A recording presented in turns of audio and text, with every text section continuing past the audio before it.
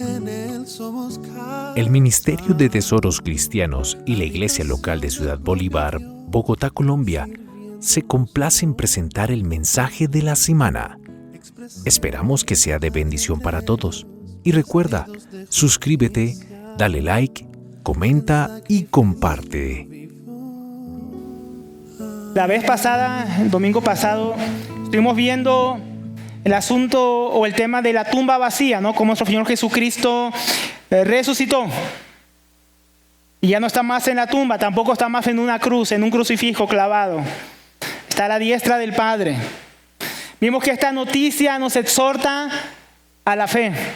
Y no como aquellos discípulos que, a pesar de que habían escuchado que Él iba a levantarse de los muertos, cuando vieron la tumba vacía, no creyeron. Como María Magdalena, que lloraba porque pensaban que se había robado el cuerpo del Señor. El Señor, por ese pasaje, nos invitaba a una fe que descansa no en lo que vemos, sino en la palabra de Dios, en sus promesas, que también nos llaman a proclamarle resucitado y vivo. Ahora, mis hermanos, la resurrección de Cristo no fue una gran noticia. Fue una gran noticia que Él ahora vive. También fue una gran noticia de todos los beneficios, de todas las bendiciones que nos ha traído la resurrección de Cristo a los creyentes, a aquellos que hemos creído. Porque por Cristo resucitado podemos disfrutar ahora de esas bendiciones, como dice la epístola a los Efesios.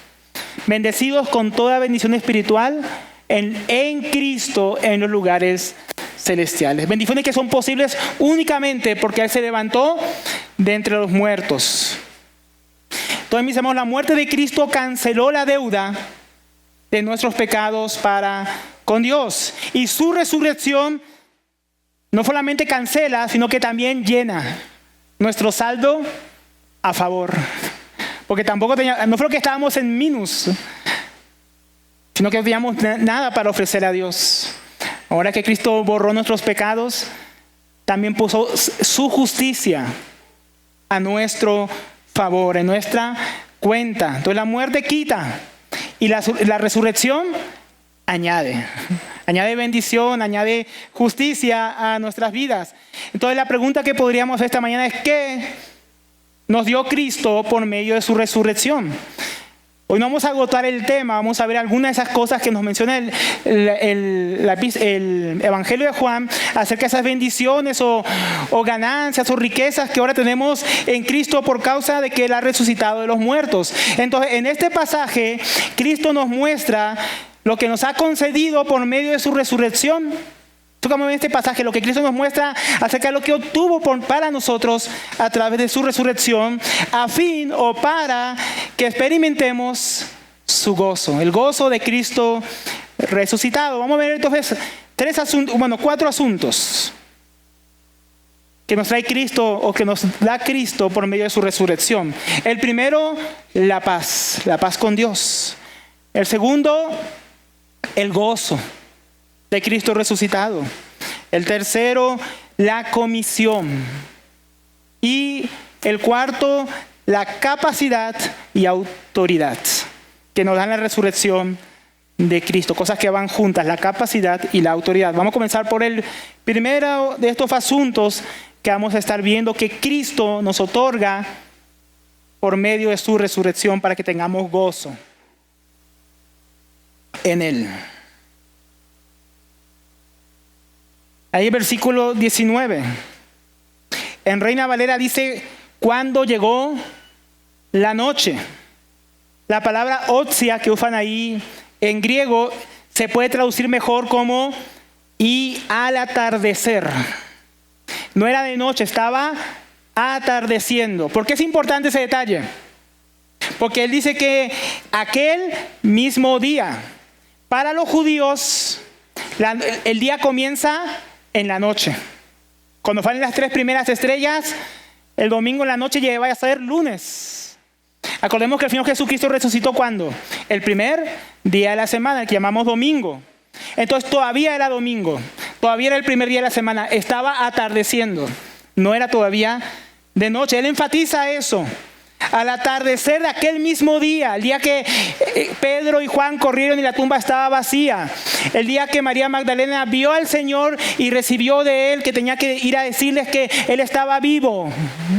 Ese mismo día, dice, el primero de la semana. Por eso nosotros nos reunimos el primer día de la semana, el día que el Señor Jesucristo resucitó.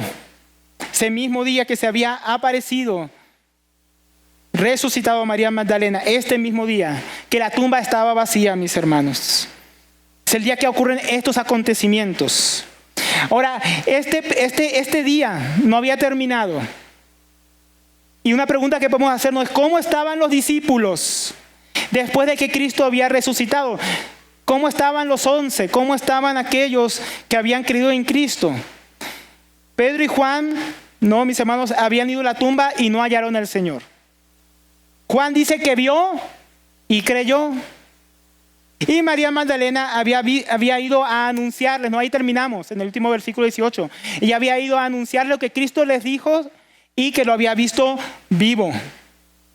¿Cómo iban a estar los discípulos con todo esto? ¿Cómo lo vamos a encontrar? Miremos la segunda parte del versículo 19. Dice, ¿cómo lo encontramos? Miren, estando las puertas cerradas en el lugar donde los discípulos estaban reunidos por miedo de los judíos. El estado de los discípulos era todavía un estado de incredulidad, un estado de temor. Ellos cerraron bien la puerta, no sea que los judíos vinieran también a buscarlos a ellos, tal vez para llevarlos y crucificarlos como a Jesús, o arrestarlos, o entregarlos a los romanos para ser latigados. No les tenían miedo, estaban con las puertas cerradas. Si hubieran tenido candado, tal vez se lo hubieran puesto para que nadie entre, tal vez fue una tranca, ¿no?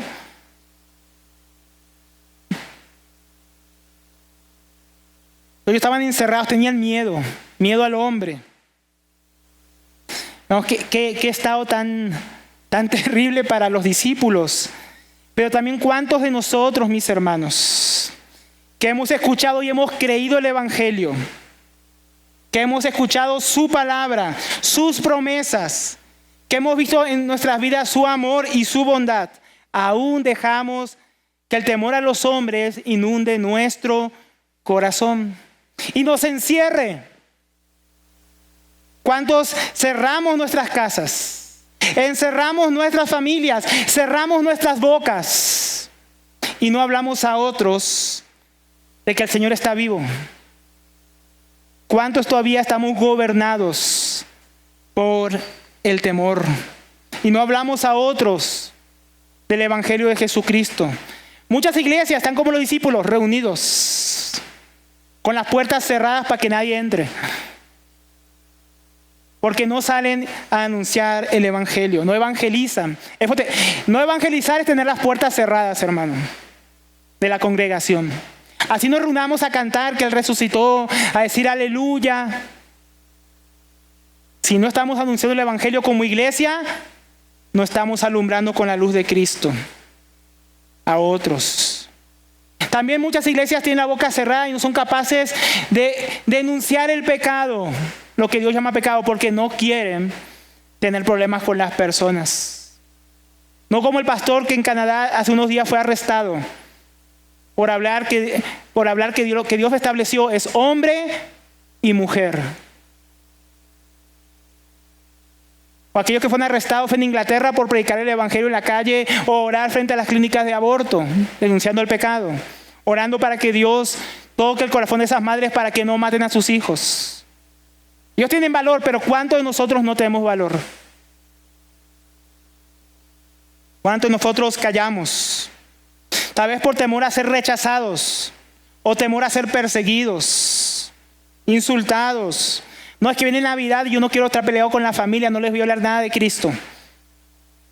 No les voy a decir que está mal emborracharse. No les voy a decir que está mal adorar al niño Dios, que Jesús no es ningún niño. Jesús no es esa imagen que está en el pesebre. Jesús está a la diestra del Padre. Pero ¿cuántos seremos capaces de hablar estas cosas con amor a nuestras familias? Y también cuántos tenemos temor a vivir conforme al estándar de Dios, a consagrarnos, a servirle, a ir contra la corriente del mundo. ¿Cuántos discípulos de Cristo todavía estamos en esta condición tan lamentable como estaban estos discípulos? Una iglesia llena de temor es una iglesia que no puede brillar con la luz de Cristo para alumbrar al mundo que yace en oscuridad. Es un candelero que todavía está escondido debajo del cajón para que nadie lo vea. Pero Dios no quiere dejarnos en el temor, mis hermanos. Miren lo que sigue hablando ahí en la tercera parte del versículo 19. Vino Jesús y se puso en medio. No se nos dice cómo el Señor pudo entrar. ¿Por qué? Porque las puertas estaban cerradas. ¿Cómo será que el Señor entró? No se nos cuenta, hermanos. El Señor, como dice Juan más adelante, se manifestó, apareció, llegó ahí. Las puertas no podían tal vez impedir que los hombres entrasen, pero no que el Señor estuviera en medio de sus discípulos temerosos y se pusiera en medio de ellos. Y les dijo: paz a ustedes. Entonces miren qué tremendo que a pesar de la actitud de temor y cobardía de los discípulos, el Señor no viene con regaños. ¿Por qué tienen miedo? ¿Por qué no han creído? No. El Señor viene con palabras de paz, con una buena noticia. Paz a ustedes. ¿Y por qué esta era una buena noticia, mis hermanos? Porque todos los hombres necesitan paz. No la paz que el mundo puede dar, como dice Jesús. La paz que Él da no es la paz que el mundo da. En Colosenses 1:21 dice: y a ustedes también, que eran en otro tiempo extraños, miren, y enemigos en vuestra mente, haciendo malas obras. ¿Cuál es la condición del hombre sin Dios? Enemistad, enemigo. Hay una guerra y no es entre nosotros y el diablo, es entre el hombre y Dios. Todos los hombres, mis hermanos, están en una condición de enemistad con Dios. Por nuestros pecados, por nuestras acciones, por nuestros pensamientos contrarios a Dios. Adán y todos sus hijos, es decir, nosotros, nos hemos rebelado o alzado en rebelión contra Dios. Ninguno aquí es bueno, ninguno aquí es inocente. Todos desde que nacemos, hemos comenzado a pecar y a manifestar esa rebelión contra Dios. Y pecamos contra Él. Nos pusimos en contra de Dios. Entonces, si estás aquí y no has creído en el Señor, deberías tener temor, pero no a los hombres que matan el cuerpo, mas el alma no pueden matar. Jesús dijo: teman más bien a aquel que puede destruir el alma y el cuerpo en el infierno. Porque el problema es que tenemos una enemistad con Dios. Dice: teman al diablo. No, es a Dios a quien hay que temer, porque tenemos un problema con Dios. El problema no es la guerra que hay en Ucrania. El problema no son los barcos frente a Venezuela. El problema es que el mundo está bajo la ira de Dios por causa de su rebelión contra Él. Todo el mundo necesita paz. Paz con Dios. Escucha la buena noticia. Colosenses 2:13 dice que Cristo, el Hijo de Dios, dice: y a ustedes, estando muertos en pecados, porque la rebelión contra Dios trajo muerte espiritual, y en la incircuncisión de vuestra carne, les dio vida juntamente con Él. ¿Cómo? Perdonándoles todos los pecados, anulando el acta de decretos. ¿Decretos de quién? De Dios. No robarás, no codiciarás, no asesinarás, no codiciarás la mujer de tu prójimo, no adulterarás, honrarás a tu padre y a tu madre, no tendrás dioses ajenos delante de mí. Los decretos de Dios, de su palabra, de su ley. Él no anuló la ley, pero anuló el decreto que por la ley no será contrario, que demandaba la ejecución de sus enemigos, de nosotros. Nuestra muerte, nuestra condenación. que nos era contraria, quitándola de en medio. Él se puso en el medio y quitó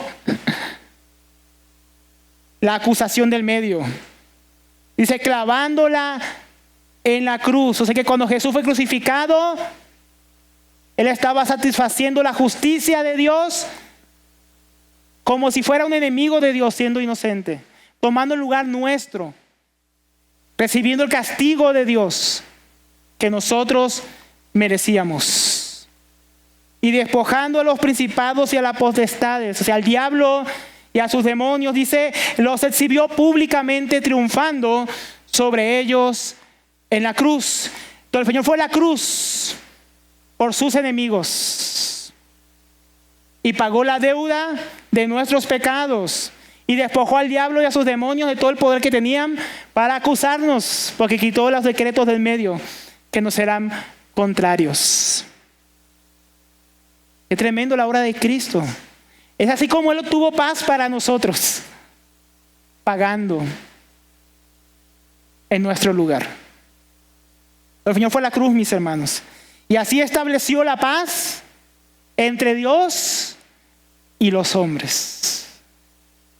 También nos dice en Efesios versículo 14, porque Él es nuestra paz, que de ambos pueblos, ¿no?, gentiles y judíos, hizo uno, derribando la pared intermedia de separación, aboliendo en su carne, miren, en su carne la abolió en la cruz, las enemistades, la ley de los mandamientos expresados en ordenanzas, para crear en sí mismo de los dos, judíos y gentiles, un solo y nuevo hombre, haciendo la paz o estableciendo la paz. Y mediante la cruz reconciliar con Dios. Él nos reconcilió con Dios, que éramos enemigos de Dios. Nos reconcilió con Dios a ambos en un cuerpo, matando en Él, ¿no?, en esa cruz, las enemistades. ¿Y qué hizo luego? Lo que estamos leyendo hoy. No se duerma, ya veo, algunos están dormidos. Tienen paz para dormir. Escuchen la paz de Cristo, hermano. Y anunció las buenas nuevas de paz. Paz a ustedes. Como anunció Cristo a sus discípulos. A ustedes que estaban lejos, a los gentiles. Y a los que estaban cerca, a los judíos, a sus discípulos. Porque por medio de Él, los unos y los otros tenemos entrada. Ahora que tenemos paz y ya no somos enemigos, tenemos entrada por un mismo espíritu al Padre. Esa es la paz que Cristo tuvo para su pueblo. Entonces, antes de la muerte de Cristo éramos enemigos. En su muerte fuimos perdonados y en su resurrección recibimos la gran noticia de que Dios aceptó su sacrificio. Y ahora tenemos paz con Dios por medio de Él. Así que escucha, Cristo ha resucitado y Él ofrece paz. Paz con Dios a todos los que se arrepientan de sus pecados y pongan su fe en el Evangelio. Cree y arrepiéntete y recibirás paz con Dios. Si tú todavía no te has arrepentido de tus pecados y no has puesto tu fe en Jesucristo, en el Evangelio conforme a las Escrituras, todavía eres enemigo de Dios. Todavía tienes un problema con Dios que no va a desaparecer hasta que te reconcilies con Él. Tú no te puedes reconciliar con Dios como tú quieras. No, es que yo tengo mi religión. No, es que yo tengo mi forma de relación personal con Dios. No es como la de ustedes, pero es mía. No sirve para nada. Dios puso unas condiciones que solamente se cumplen en la obra de Cristo. No puedes reconciliarte con Dios como tú quieras. Él ofrece sus términos de paz. Él envía a sus embajadores a predicar la paz. Pero tú tienes que aceptar sus condiciones. No puedes imponer las tuyas. Si aceptas las condiciones que Cristo ha puesto, recibirás paz, perdón, justificación, como cantábamos hoy. ¿Qué es justificación? No que seas justo, sino ser declarado justo por poner tu fe en la obra de Cristo, ser reconciliado con Dios, recibir la adopción, la filiación adoptiva como hijo de Dios, haciéndote partícipe de la familia de Dios, siendo parte de su pueblo, redimido por gracia, que tiene paz con Él. Hermanos, los que hemos creído en Cristo tenemos paz con Dios. Tenemos paz. Dios no es nuestro enemigo, es nuestro Salvador. De aquellos que hemos creído, no tenemos que tener temor a los hombres. No temamos hablar de Cristo, no temamos vivir el Evangelio, porque nuestro Señor vive y nos ha dado su paz. Y como leíamos ahora, nos ha dado vida juntamente con Él. Entonces, ¿quién podrá hacernos daño? ¿Qué podrá hacernos el hombre? El Salmo 118 dice: desde la angustia invoqué a Yahvé y me respondió ya, poniéndome en lugar espacioso. Jehová está conmigo, no temeré lo que me pueda hacer el hombre. Cristo resucitado está con nosotros. No tenemos que temer a lo que el hombre pueda decir o hacernos, porque Él vive y Él nos protege. Él nos pone en alto, en lugar espacioso, lejos del poder de nuestros enemigos, que aunque puedan dañar el cuerpo, nuestra reputación, no pueden dañar nuestra alma. Porque estamos escondidos en Cristo Jesús, el que resucitó. Pero podemos confiar en Él, mis hermanos. Nuestro Señor resucitado vive y con su resurrección nos trajo paz con Dios. Y por lo tanto, como decíamos, tenemos que estar en temor para abrir nuestras bocas, para proclamar el Evangelio, para vivirlo, por la razón de que ahora tenemos paz con Dios. Y miren que luego dice el versículo 20. Que nos lleva al segundo punto, el gozo que trae la resurrección. Dice, y habiendo dicho esto, le mostró las manos y el costado. Estos detalles que pone el apóstol Juan no son porque sí. El apóstol Juan está escribiendo a finales del siglo I, año 90 y tanto. Y en esa época surgió un grupo llamado los gnósticos. Los gnósticos decían que Jesús no se encarnó, porque los gnósticos decían que la carne es completamente mala. Todo lo que es físico es malo. El mundo físico es terrible, y eso que Dios lo creó. Y Dios dijo que todo era bueno, no que era malo. Las cosas que Dios creó no son malas. Pero los gnósticos decían todo lo físico es malo. Por lo tanto, Dios, que es puro y perfecto, jamás podría haberse hecho hombre. Entonces en Lucas capítulo 24, en el versículo 38 dice: pero Él les dijo, ¿por qué están turbados? Y viene a ustedes al corazón estos pensamientos. Miren mis manos y mis pies, que yo mismo soy. Palpen y vean, porque un espíritu no tiene carne ni huesos, como ven que yo tengo. Jesús les estaba mostrando que el mismo que ellos vieron en la cruz, atravesado sus manos y sus pies por clavos y herido con una lanza en un costado, era el mismo que se había levantado los muertos y resucitó con un cuerpo físico, no siendo un espíritu chocarrero, no, tenía cuerpo. Entonces Cristo vino y murió con un cuerpo físico y resucitó con un cuerpo físico. Y eso nos habla también acerca de nuestra resurrección. Porque cuando Cristo regrese y escuchemos la voz del Hijo de Dios y salgamos de nuestras tumbas, también recibiremos un cuerpo físico como Él para vivir. Ahora, Cristo en este momento aún no había sido glorificado. Cuando Cristo aparece glorificado en Apocalipsis, ya, aunque seguía ahí con los orificios, ya su cuerpo era diferente. Un cuerpo que ya no se daña. Un cuerpo que vive para siempre. Nosotros también recibiremos cuerpos glorificados. ¿Cómo va a ser? Si voy a tener las canas que tengo ahora. ¿Cuántos años voy a tener? Esos detalles la Biblia no nos los da. Sabemos que será un cuerpo que no estará más sujeto a la muerte, ni al dolor, ni a la enfermedad. Y tenemos esa esperanza y ese gozo. ¿Por qué? Porque Cristo resucitó. Y Él mostró a los suyos, y los suyos vieron que era el mismo que murió. Es el mismo que vive por los siglos, hermanos. Y dice, así que los discípulos se regocijaron viendo al Señor. Entre todas las cosas que el apóstol Juan muestra, que el Señor Jesucristo les estaba otorgando o hablando que traía su resurrección, Él pone el gozo en toda la mitad. Porque ese es el mensaje principal. En medio de todo lo que Dios nos ha concedido por medio de la resurrección de Cristo, tiene que estar el gozo. Pero nuestra mirada no tiene que estar puesta en los beneficios, sino el que resucitó de los muertos. El principal gozo del cristiano no es en todas las bendiciones que él recibe, que las recibimos, sino en que nuestro Señor Jesucristo vive. Ahí tiene que estar nuestro gozo, nuestra alegría. ¿Tenemos gozo? A pesar de las circunstancias, a pesar de los problemas, en medio de todo lo que Dios nos concede, ¿tenemos gozo? ¿Tenemos alegría? ¿Cómo está nuestro corazón, hermanos? Al saber que Cristo ha resucitado. Al saber todo lo que nos ha concedido.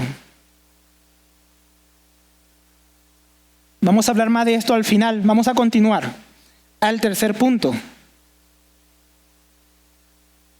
La comisión. Dice que lo primero que vimos que nos dio el Señor con su resurrección en este pasaje, ¿no? Lo primero que vimos que nos dio, mis hermanos, en Cristo es la paz. La paz con Dios, la paz que viene de Dios. Y lo segundo que vemos es que también nos dio una comisión como parte de su resurrección. Versículo 21. Entonces Jesús les dijo otra vez. Y Lucas dice que tuvo que volverles a decirles porque todavía estaban turbados. Ahí en el capítulo 24 Lucas dice, todavía estaban turbados. Entonces tuvo que volverles a decir, paz a ustedes. ¿Todavía está turbado, hermano? Vuelva a escuchar el mensaje que Cristo nos trajo, paz. Dice, como me envió el Padre, así también yo los envío a ustedes. Ahí está la comisión. Estas palabras Cristo ya las había dicho, ya las hemos estudiado. En el capítulo 17 de Juan, versículo 18, Él estaba orando al Padre. ¿Se acuerdan? La oración sacerdotal del Señor. Él estaba orando y dijo, pero hablando al Padre. Como tú me enviaste al mundo, así yo los he enviado al mundo. ¿A quién? A sus discípulos. Entonces, en ese momento Él estaba hablando con el Padre, pero ahora Él está hablando con sus discípulos. A ustedes los envío, como el Padre me envió.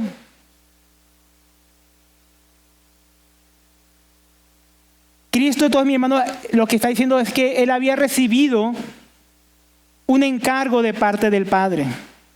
Dice en Juan 3:16 que Dios amó de tal manera al mundo que Él envió a su Hijo.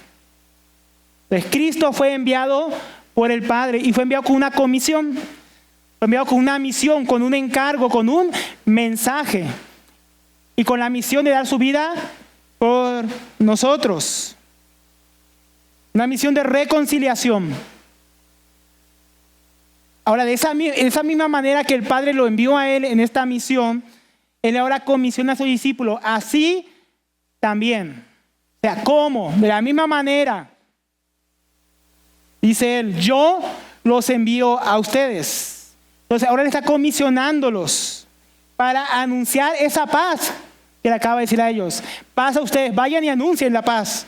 Vayan y anuncien la reconciliación. Vayan y anuncien el perdón de pecados en mi nombre. Por medio del Evangelio. Está comisionando para ir de la misma manera a llevar ese mensaje de salvación a toda la humanidad. Ellos fueron especialmente comisionados. Y Dios todavía escoge hombres para de manera especial comisionarlos para su obra. El apóstol Pablo pregunta, por ejemplo, en Romanos capítulo 10, versículo 15, ¿cómo predicarán? ¿No? ¿Cómo predicarán si no fueren enviados? Él está hablando ahí de la misión que tiene la iglesia de predicar el evangelio. De cómo van a oír si no hay quien les predique. No, ¿cómo creerán si no han oído? ¿Cómo irán si no hay quien les predique? Pero ¿cómo haber quien predique si Dios no envía personas? Si Dios no comisiona personas para que prediquen su palabra. Para que prediquen su evangelio. Entonces, antes de salir los apóstoles, por ejemplo, el apóstol Pablo y Bernabé, a predicar el evangelio, tuvieron que ser comisionados. Hechos 13, versículo 2. Dijo el Espíritu Santo: apártenme a Bernabé y a Saulo, que es Pablo, para la obra a la que los he llamado. Pues Pablo y Bernabé ya servían a Dios, pero de una manera especial el Espíritu Santo los estaba apartando para una comisión, para una parte de su obra, para unas regiones donde el Espíritu Santo los iba a enviar a predicar el evangelio de Cristo con poder y autoridad. Entonces, Cristo resucitado, mis hermanos, Él sigue llamando hoy. Él sigue apartando y enviando hombres que Él escoge para esta labor. Yo sigo obrando de esta manera, pero no piense que esos hombres fueron los únicos responsables. Efesios capítulo 4, versículo 11, dice: y Él mismo, Cristo, constituyó o dio, por un lado a los apóstoles, por otro lado a los profetas, por otro lado a los evangelistas y por otro lado a los pastores y maestros. ¿Saben? Ahí está, Dios da, Dios comisiona, Dios envía ciertos dones, ciertos hombres a la iglesia para llevar a cabo su obra. Pero el asunto no acaba ahí.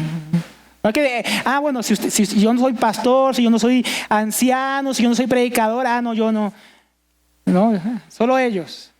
Mire lo que continúa diciendo: a fin de perfeccionar a los santos para la obra del ministerio, para la edificación del cuerpo de Cristo. O sea que en esa comisión Dios aparta a ciertos hombres para que equipen a toda la iglesia, para que toda la iglesia participe de la obra de Dios. Y no solo algunos.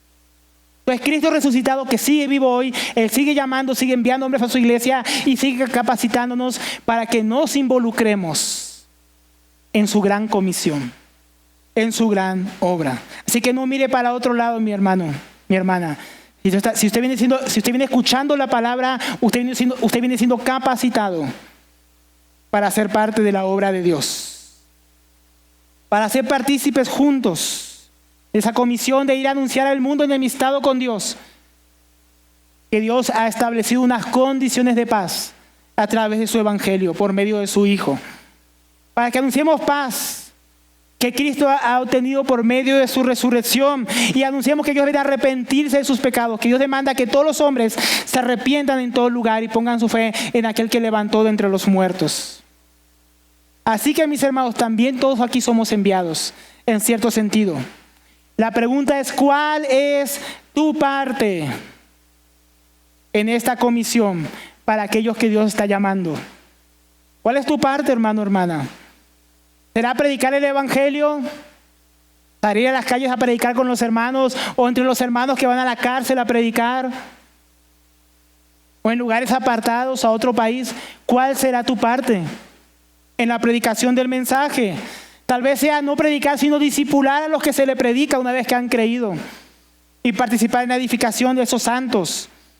Las mujeres discipulando mujeres, los hombres discipulando hombres, discipulando jóvenes, discipulando nuevos creyentes. ¿Será producir recursos para apoyar a aquellos que Dios está enviando, para sostener sus obreros? Tal vez esa sea tu parte. O poner tus dones al servicio en el avance del evangelio. Como decíamos la vez pasada, necesitamos hermanos que nos ayuden con las redes sociales, con las transmisiones. Tal vez sea usar tu carro para llevar a algún hermano que va a predicar. Tal vez sea abrir tu casa para que ahí se hagan reuniones. Tal vez sea entre los que sirven en lo logístico, ayudando a poner las sillas, a limpiar el salón, a apoyar en las cosas que hay necesidad. Hermano, la obra es grande. Todas estas cosas que estamos hablando y más implican ser parte de esa comisión que Dios ha establecido para su pueblo. Además, todos tenemos una parte, como decíamos, en esta gran comisión. Si eres padre y esposo, Dios te dio una comisión, tu familia. Esa es tu parte, hermano. Si Dios te hizo madre, la parte de tu comisión son tus hijos. o tu esposo incrédulo. Estudiante, la parte de tu comisión es ahí en la universidad o en la escuela donde Dios te puso. Si trabajas como empleado en un lugar que no hay cristianos, esa es tu parte de la comisión. Y si eres jefe de una empresa, tus empleados no creyentes son tu parte. La parte que Dios te ha dado en medio de esta gran obra que Él está haciendo. Entonces Cristo resucitado, mis hermanos, nos da una comisión. Como el Padre nos lo envió a Él, así hemos sido enviados también por el Señor Jesucristo, mis hermanos. Debería llenarnos de gozo, hermano. Pero algunos están preocupados. A mí me alegra, hermanos, que Dios me haga parte de su obra. ¿Tienes ese mismo gozo de ser partícipe? O tal vez no lo tienes porque no estás participando, porque solamente vienes a calentar la silla. No te quedes en ese estado, hermano. Entra al gozo de los siervos de Dios. Entra al gozo de aquellos que le pueden servir por gracia. Porque este llamado nunca es porque uno lo merezca. Es porque Cristo resucitó, y Cristo resucitado llama a su pueblo a ser partícipe de su gran obra. Como Él vive, Él va con nosotros, su Espíritu va con nosotros y nos ayuda en todo eso. Y eso nos lleva al tercer punto, mis hermanos, la capacidad y la autoridad que también nos ha dado por medio de su resurrección. Perdón, el cuarto punto. La capacidad y la autoridad.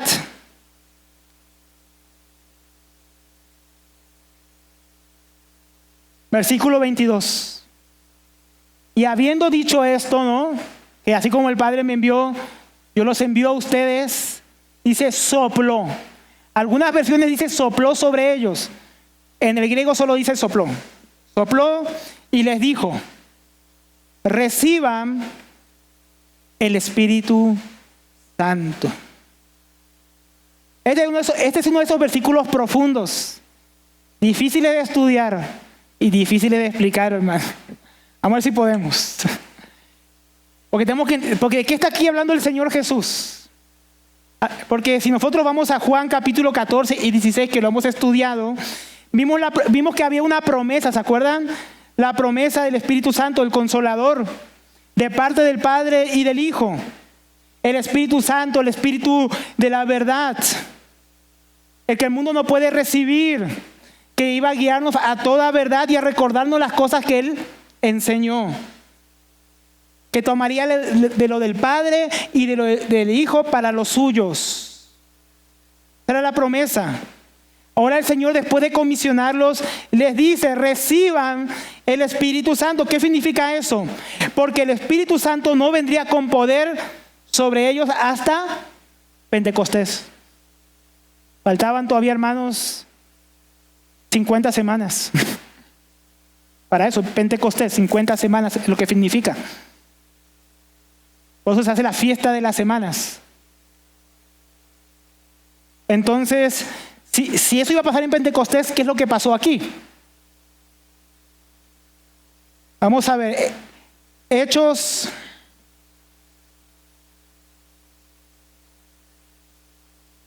capítulo 1, versículo 4 dice: y estando juntos, les mandó que no se fueran de Jerusalén, sino que esperasen la promesa del Padre. ¿Ven? Esa todavía no era la promesa del Padre, que le había dicho cuando sopló, dijo: reciban el Espíritu Santo. Ese no era el cumplimiento de la promesa. ¿Por qué? Porque en Hechos, Jesús resucitado, antes de ascender, les dice: quédense en Jerusalén para que esperen la promesa del Padre, la cual les dijo: y oísteis de mí, que por Juan ciertamente bautizó con agua, pero ustedes serán bautizados con el Espíritu Santo no en muchos días. O sea que ese no era el bautismo del Espíritu Santo. Y luego añade en el versículo 8: recibirán poder. O sea que eso que pasó ahí en Juan tampoco era el poder que iba a venir con este derramamiento del Espíritu Santo. Recibirán poder cuando haya venido sobre ustedes el Espíritu Santo, y me serán testigos en Jerusalén, en toda Judea, en Samaria y hasta lo último de la tierra. Ya veo a algunos con caras confundidas. ¿Entonces qué? ¿No? ¿Entonces qué? ¿Qué pasó acá? Por lo tanto, este evento que estamos leyendo, tenemos algo seguro. No es esto. No es la venida del Espíritu Santo con poder para capacitarlos para ser testigos. No es el bautismo del Espíritu Santo. Entonces, lo que estamos viendo en el Evangelio de Juan tiene que ver más con lo que el Señor Jesús dijo en Juan capítulo 14, versículo 15 en adelante.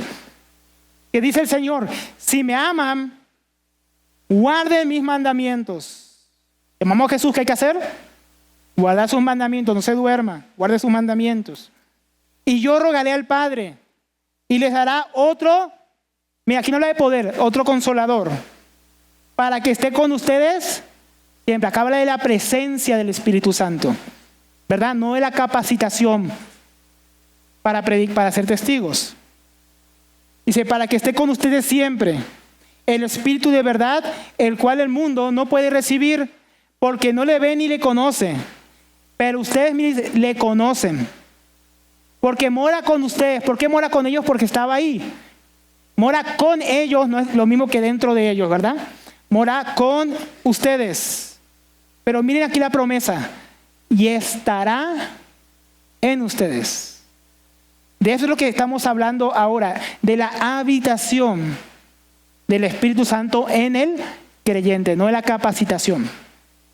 Bien, sino de la habitación del Espíritu Santo en el creyente. Entonces, lo que el Señor les estaba comunicando no era el poder, aquí cuando dijo reciban el Espíritu Santo, sino la vida espiritual. Vida y capacidad espiritual. ¿Recuerdan cuando, para entender un poquito más esto, ¿se acuerdan cuando Dios le dio vida al hombre? En Génesis capítulo 2, versículo 7 dice: cuando Jehová Dios formó al hombre del polvo de la tierra y sopló en su nariz aliento de vida. Y fue el hombre un ser viviente. De esto es lo que estamos hablando, hermanos. Dios le dio vida al primer hombre cuando sopló en su nariz aliento de vidas, dice en hebreo, plural, de vidas. Dice alientos de vidas. Pero el hombre pecó. Y el hombre murió.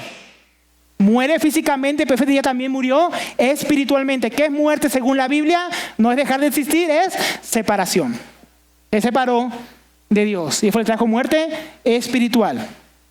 Por causa del pecado iba a morir físicamente y murió, como leíamos hoy, estando muertos en los delitos y pecados, les dio vida juntamente con él. Pero estábamos muertos. Después de Génesis 3, 15, bueno, después de Génesis 3 que ellos pecan, muertos espiritualmente. Entonces el hombre estaba en un estado de muerte espiritual, pero ahora Cristo resucitó. Y él sopla sobre sus discípulos, como sopló Dios en Génesis sobre Adán. Pero ahora él sopla sobre una nueva creación, un nuevo hombre. Él no sopla simplemente vida, sino la vida de Dios, la cual Adán no había recibido. El Espíritu Santo nos comunica, no cualquier vida, la vida eterna, la vida de Dios en nosotros. ¿No se goza con eso, hermano? Todos los que hemos creído, hemos recibido el aliento de vida, el Espíritu Santo, que vino a morar en nosotros los que hemos creído. Somos parte de una nueva creación. Por eso dice 1 Corintios 15, versículo 45. Así también está escrito: fue hecho el primer Adán, alma viviente. Y el último Adán, ese es Cristo, espíritu vivificante. Esa palabra sao en griego es vivificar. O sea, espíritu que da vida. Espíritu que nos dio vida, hermanos. Qué tremendo. El Espíritu Santo nos vino a dar vida. Antes que dones, antes que poder, vida. Vida eterna. Vida que ya no perece. La vida de Dios morando en todos aquellos que hemos creído. Eso son buenas noticias, hermano. Yo cuando entendía esto ayer en la noche, yo me llenaba de gozo, hermanos. En estos versículos, saber que ahora Él vive en mí, me ha dado vida con Él y me ha hecho un nuevo hombre en Cristo, porque el nuevo hombre sopló en mí cuando creí, sopló en ti cuando creíste. Por eso como leíamos hoy, o cuando leía hoy Efesios capítulo 2, versículo 4 en adelante, que aunque estábamos muertos, Dios, que es rico en misericordia, nos dio vida juntamente con Él. Danos el mismo Espíritu Santo, que como dice la epístola a los Romanos en el capítulo 8, levantó a Cristo entre los muertos. También el Espíritu Santo, cuando vino a nosotros, nos levantó de la muerte espiritual y nos dio vida con Dios. Ellos recibieron vida, aún no poder, pero vida de resurrección.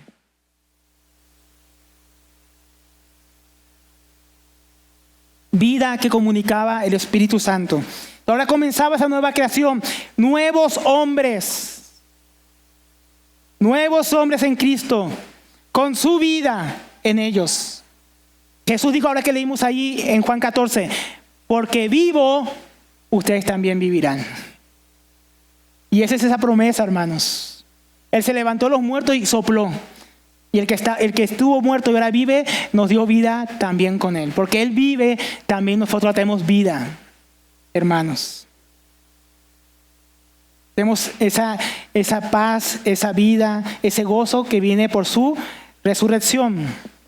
Sin esta vida, ellos no iban a poder representar a Cristo ni recibir en Pentecostés el poder para ser testigos. Porque el poder para ser testigos de Cristo, esa llenura del Espíritu Santo, solamente la pueden tener aquellos que participan de la nueva vida en Cristo. Es decir, aquellos que creen en el Evangelio. Los demás no pueden experimentar el poder para ser testigos. ¿Testigos de qué? Si no creen. Si no tienen a Cristo resucitado en sus vidas. Por ello tenían que esperar la promesa. Después de haber recibido la vida del Espíritu Santo, tenían que esperar la promesa. Porque porque la resurrección de Cristo les dio vida.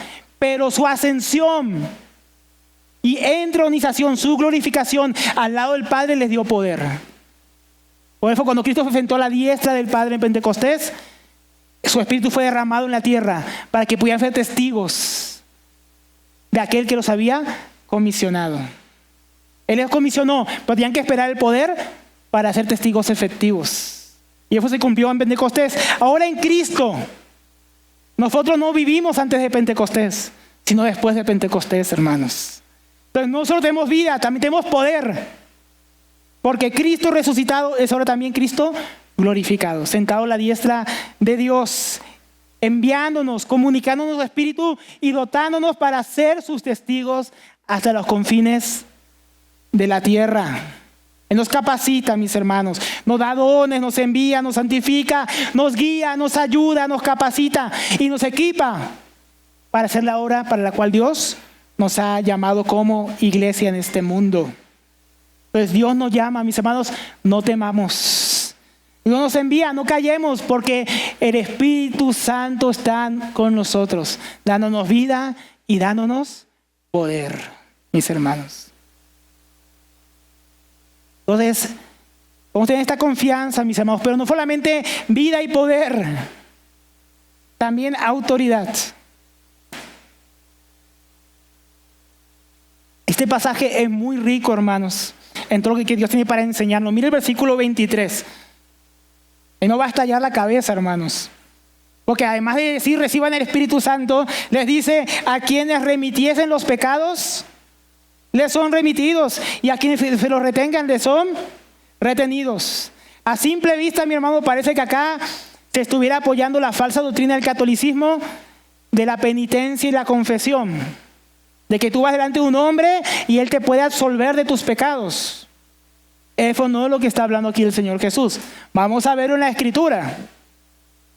Aquí lo que vemos es la autoridad de Dios delegada a su iglesia para proclamar. ¿Proclamar qué? No para decretar prosperidad, hermano. No, ya está usted imaginando cosas, no para proclamar. Yo proclamo bendición, yo decreto que vas a ser millonario. No, yo reclamo las promesas. No es para eso. No es para eso, mi hermano y mi hermana. Si a usted le dijeron eso, le engañaron. No, mis hermanos. Entonces, ¿para qué es? Es para proclamar con autoridad aquello que Dios ha determinado. Vamos a leer dos pasajes donde se usa el mismo lenguaje para entender lo que el Señor está hablándonos aquí. Mateo 16, versículo 18. El contexto es que Jesús llevó a los discípulos aparte a Cesarea de Filipos, les preguntó, ¿quién dicen que es el Hijo del Hombre? ¿No? Que tú eres Elías, que es algún profeta, el que ha de venir, no sé. ¿Y ustedes qué piensan de mí? ¿Quién soy yo? Y Pedro, ¿qué responde? Tú eres el Cristo, el Hijo del Dios viviente.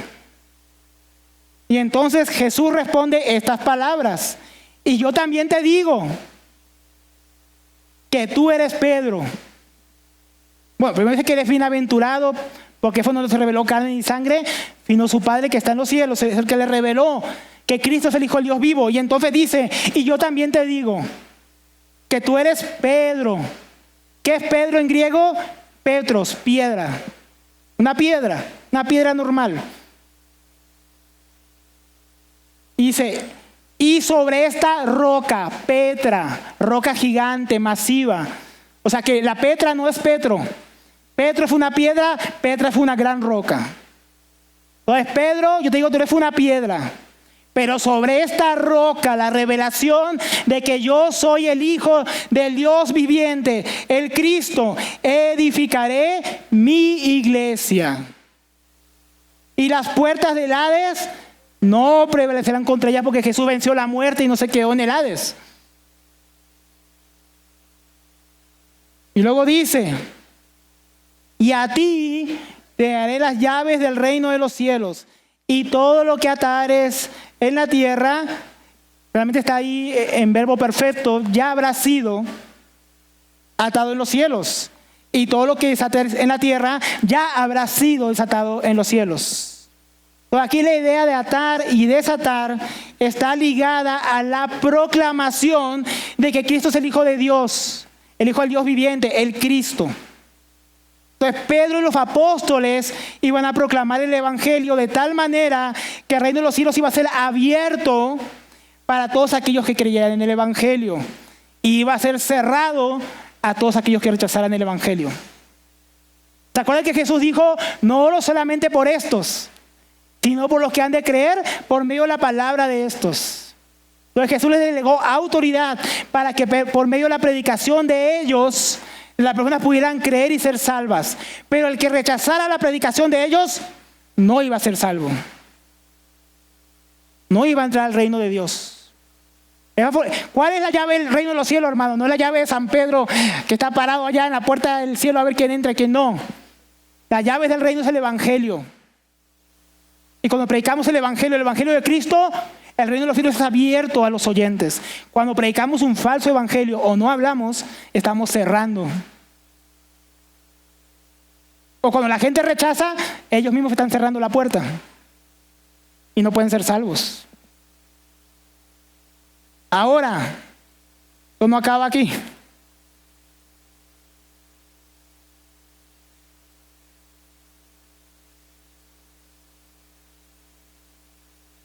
Porque también tenemos Mateo 18, otro pasaje que habla lo mismo, muy parecido el lenguaje. El contexto ahí es la disciplina.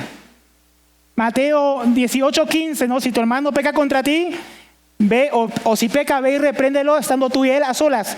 Si te escucha, has ganado a tu hermano. Si no te escucha, trae 2 testigos. Si no escucha a los testigos, dilo a la iglesia. Si no escucha a la iglesia, tenlo por gentil, por incrédulo y publicano y traidor. Era connotación de publicano, cobrador de impuestos en aquella época. Y entonces el Señor inmediatamente les dice, en ese contexto de disciplina, el versículo 18. De cierto, te digo que todo lo que ates en la tierra será atado en el cielo. Y todo lo que desates en la tierra será desatado en el cielo. Pero acá la idea de atar y desatar está ligada a la disciplina en la iglesia local.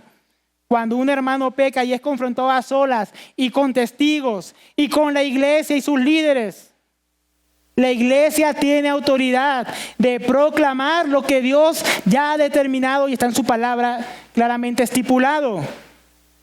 Perdón si se arrepiente.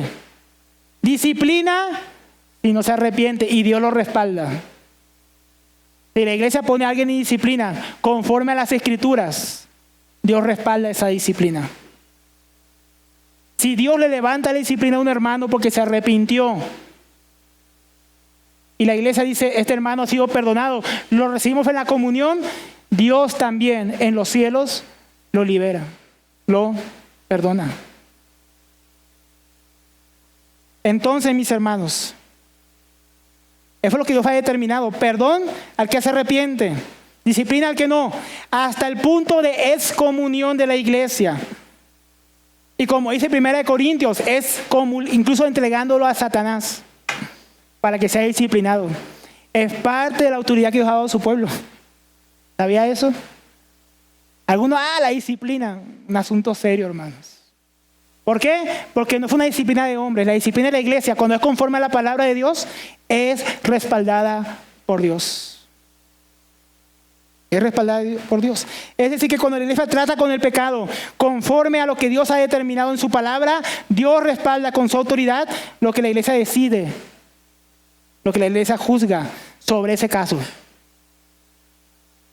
Entendiendo esto, ¿está claro, no, mi hermano? Todo lo que estamos viendo, lo que significa atar y desatar. ¿Ya va a dejar de atar el diablo y desatar prosperidad? ¿No? Porque ya entendimos de qué trata. Autoridad. Para proclamar el evangelio.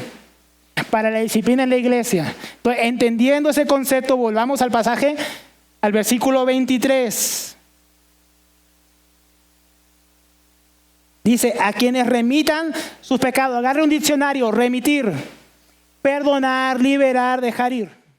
Eso es remitir. Bien, en griego, eso es lo que significa esa palabra. Entonces, a los que liberen, a los que dejen ir, o sea, que se ha perdonado. Eso es lo que significa. Sus pecados les son remitidos, les son perdonados. Lo mismo que acabamos de leer ahí en Mateo 18, versículo 18. Y a quienes se los retengan, les son retenidos. Ahora, literalmente en el griego se puede traducir así. A cualquiera. A cualquiera. ¿Quién es cualquiera? Cualquiera, hermano. Todo. Cualquier persona que la iglesia declare que sus pecados están perdonados. Dice, les son perdonados. Y a cualquiera que se lo retengan, les son retenidos. Todo lo que vemos en nuestro pasaje es que los apóstoles, por medio de la proclamación del evangelio, que es el contexto, ¿no se acuerdan? Como el Padre me envió, así yo los envío. Reciban vida y reciban autoridad, ¿no? Reciban el Espíritu Santo y miren, a quienes ustedes les perdonen los pecados van a ser perdonados, a quienes no se los perdonen, no se les va a perdonar. Entonces, proclamar el perdón de Dios para todos, para cualquiera que se arrepienta de sus pecados y ponga su fe en Jesucristo. Esto nos tiene que dar seguridad. Seguridad absoluta. Cristo resucitado, por su nueva vida de resurrección, da seguridad al creyente de que si crees el mensaje del evangelio, tal vez Dios te va a perdonar los pecados. Tal vez te va a dar vida eterna. Eso dice la Biblia, ¿no? No. El que cree dice ha pasado de muerte a vida. Al que cree se le han perdonado todos sus pecados. No es algo probable. Es algo absoluto. Absoluto, hermanos. Pero lo mismo si rechazas el evangelio. No es que tal vez te puedas perder. Mira, si tú sales hoy aquí y no crees en Jesús, tal vez te pierdas. Tal vez no. Tal vez te veamos en el cielo. Uno nunca sabe. Eso no está en la Biblia. Si rechazas el evangelio, no tal vez te puedas perder. No tal vez irás al infierno. No, es absolutamente seguro. Completamente seguro. Por causa de la resurrección de Cristo. Si rechazas el evangelio, serás condenado. Serás condenado. Ahora, esto no solamente para los apóstoles, esta proclamación, esta autoridad, especialmente para aquellos que Dios llama, envía, comisiona en su obra. Esto es una realidad. Por ejemplo, para que entendamos que estamos refiriéndonos, cuando un predicador de la palabra, cuando los hermanos proclaman el evangelio en las calles, en las cárceles, tenemos toda la autoridad, todo el respaldo de Dios para decir a los hombres, si crees el evangelio, si te arrepientes de tus pecados, si confías en Cristo, eres salvo. Tenemos todo el respaldo de Dios para decirlo. Si tú has creído, eres salvo. Todo el respaldo del cielo. Y Dios nos mandó a predicar este mensaje, el cual Él es el que lo garantiza. Yo no lo garantizo, lo garantiza Dios, lo garantiza su palabra. Es absolutamente cierto. Pero también con toda la autoridad del cielo, si rechazas a Cristo crucificado, muerto por los pecadores, resucitado por Dios y sentado a la diestra de Él, y no te arrepientes de tus pecados y pones tu fe en el evangelio, serás condenado con absoluta certeza. Absoluta. Lo garantiza Dios por su palabra. Y algunos piensan que, hermano, pero ¿usted quién es para juzgar y para declarar quién se salva y quién no? ¿Usted ha escuchado eso? ¿Usted quién es para decir quién se salva y quién no? Yo no digo. Yo no soy nadie. ¿Quién lo dice? Dios nos envió a proclamar con autoridad la salvación en Cristo y la condenación a los que rechazan a Cristo. Y Dios no es mentiroso. Él respalda su palabra. Yo no creo que ninguno que rechace el evangelio me lo vea a encontrar en el cielo y me va a decir, ¿viste? ¿Viste que yo sí me salvé sin creer en Jesús? No va a haber nadie que pueda decir eso. Porque Dios lo ha prometido así y lo ha establecido así. No confíes en ti. Confía en la palabra de Dios. Cualquiera que no crea, sin importar todas sus obras de justicia, lo buen padre o madre que haya sido, las muchas obras religiosas que hayas hecho, si no crees en Cristo, te lo aseguro, con la autoridad de Dios serás condenado.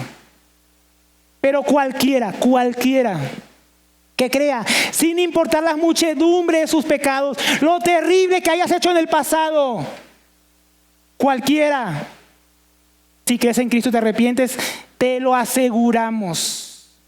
No mentimos. Dios no miente. Dios te perdona tus pecados. Dios te da vida eterna. Dios te da su paz. Dios te da su Espíritu Santo. Dios te da poder. Dios te da reconciliación. Dios te incluye como su hijo. Podemos declararlo porque Dios lo ha dicho. Vamos a asegurarlo porque está escrito en su palabra. Que el último día Cristo te va a levantar a ti de entre los muertos. Y te dará vida eterna con Él para siempre. Y esto a mí me llena de gozo, hermanos. Saber que esto fue una verdad indiscutible lo que Dios ha dicho. Saber que su palabra es verdad. Saber que lo que Él me ha dicho es verdad. ¿Te llena a ti de gozo las palabras de Él? De Cristo resucitado. Ya no hay temor a la condenación, ya no hay duda, porque Cristo resucitó. Para los que creen ya no hay más temor a la muerte, temor a la condenación, porque Cristo resucitó. Vamos a ir concluyendo, mis hermanos. En este pasaje, Cristo nos ha mostrado algunas de las cosas que nos ha concedido por medio de su resurrección para que tengamos gozo en Él. Yo tengo gozo en esta mañana, mis hermanos. Porque Él nos dio su paz, porque Él se levantó de los muertos y nos dio alegría, porque Él nos capacita, porque Él nos comisiona y porque Él nos capacita y nos da autoridad. Y sabiendo dicho esto, le mostró las manos y el costado. Así que los discípulos se regocijaron viendo a Jesús. Cristo resucitado es paz con Dios. Esto debe llenarnos de gozo. Cristo resucitado es una comisión que no podemos eludir y de la cual deberíamos sentirnos contentos, gozosos, porque nos da ese privilegio. Cristo resucitado es capacidad, es vida espiritual y es poder y autoridad para llevar a cabo la obra que nos mandó. Te llena de gozo en esta mañana saber todo lo que Cristo nos ha otorgado. El gozo, mis hermanos, te mueve a vivir con una mayor entrega, un mayor ímpetu para su gloria. Él nos ha mostrado el fruto, mis hermanos. Él le dijo, vean mis manos, vean mi costado. Todo lo que nos dio a Él le costó mucho, hermanos. Y Él quiere que nos gocemos. No que lloremos por su muerte, sino que nos gocemos con su resurrección. Nos ha mostrado el gran fruto de su gran obra. Cuando, mis hermanos, venga el temor, recuerda que la tumba está vacía, que ella no está ahí. Y que aunque tú y yo vayamos para la tumba, vamos a ir para donde está el que está sentado a la diestra de Dios, al lado del Padre, al que volverá. Entonces participemos de la misión que nos encomendó, vivamos la vida de comunión en su espíritu y proclamemos con confianza y autoridad su palabra. Bendito sea, mis hermanos, el que resucitó de los muertos. Bendito sea nuestro Salvador, el que vive por los siglos, el primogénito de entre los muertos. El que resucitado ya no muere más. El que nos dio su palabra y nos da toda seguridad de que Él cumplirá su promesa. Vamos a orar al Señor. Padre, en esta mañana yo me lleno de gozo, Señor. Yo me lleno de gozo al ver tu gran obra, al levantar a tu Hijo entre los muertos. Damos gracias por la paz. Paz que tenemos contigo, Padre, por medio de tu Hijo, por hacernos tus hijos, por darnos vida. Oh Señor, porque ya el mundo no puede llenarnos de temor, ni la muerte nos puede atemorizar, porque tú sacaste a tu Hijo del Hades, porque tu Espíritu Santo le dio vida cuando estaba en la tumba a ese cuerpo, porque Él ascendió con poder a tu diestra. Porque tú le dices toda autoridad y poder sobre los cielos y la tierra para enviarnos a proclamar este glorioso evangelio. Gracias, Señor. Gracias por el poder. Gracias por la vida. Gracias por la encomienda. Gracias por hacernos partícipes. Gracias por hacernos parte del nuevo Adán. Porque el Espíritu vivificante nos dio vida. Gracias, Señor. El Ministerio de Tesoros Cristianos y la Iglesia Local de Ciudad Bolívar, Bogotá, Colombia, se complace en presentar el mensaje de la semana. Esperamos que sea de bendición para todos.